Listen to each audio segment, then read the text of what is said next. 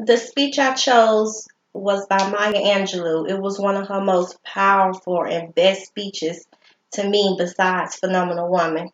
It's called On the Pulse of the Morning.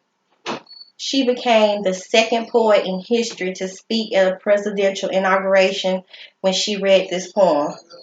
She also became the first black and first female inaugural poet in 1993 when she delivered this speech at the inauguration of President Clinton on January 20th, 1993.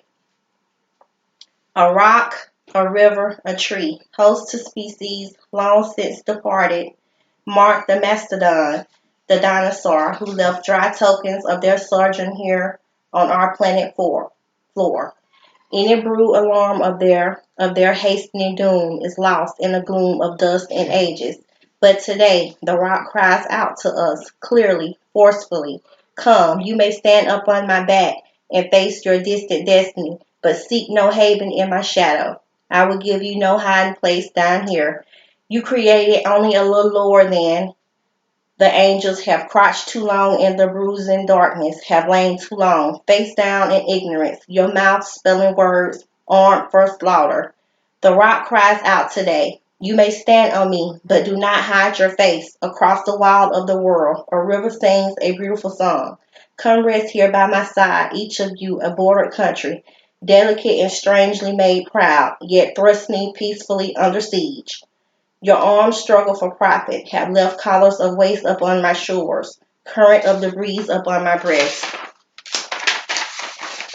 Yet today I call to you, my riverside. If you would study war no more, come clad in peace, and I will sing the songs the Creator gave to me when I and the tree and stone were one. Before cynicism was a bloody sear across your brow, and when you yet knew you still knew nothing, the river sings and sings on.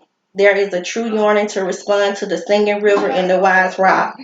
So say the Asian, the Hispanic, the Jew, the African and Native American, the Sox, the Catholic, the Muslim, the French, the Greek, the Irish, the rabbi, the priest, the gay, the straight, the preacher, the privileged, the homeless, the teacher.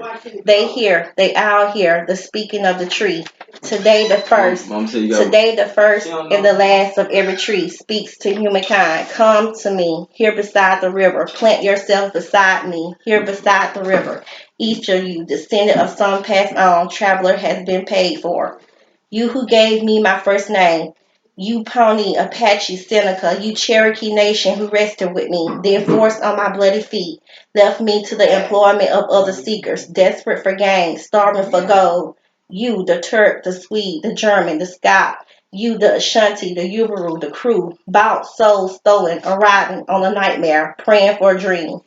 Here root yourselves beside me. I am the tree planted by the river, which will not be moved. I am the rock, I the river, I the tree. I am yours. Your passengers have been paid. Lift up your faces. You have a piercing need for this bright morning dawning for you.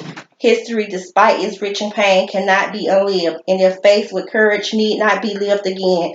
Lift up your eyes upon a day breaking for you. Give birth again to the dream, women, children, men, take it into the palms of your hands. Mold it into the shape of your most private needs. Sculpt it into the image of your most public self.